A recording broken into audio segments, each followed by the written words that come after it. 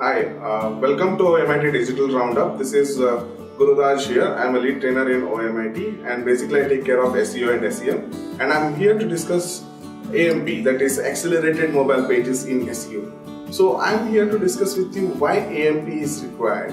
Basically, Google has found that a normal website which is loading on the desktop is taking a lot of time to load on mobile phones, and a lot of time people are getting distracted with this particular content. So basically, what I mean to say is AMP is something where we create a very unique fresh page where we remove all the JavaScripts and as well as we remove all the CSS codes and we make the page very much friendly with mobile so that it can load very faster, right? So this was about AMP, and this accelerated mobile pages helps you to rank on top of the search engine very easily, especially on your mobile devices. So please do subscribe to all our social media channels, and for regular updates follow us. Thank you.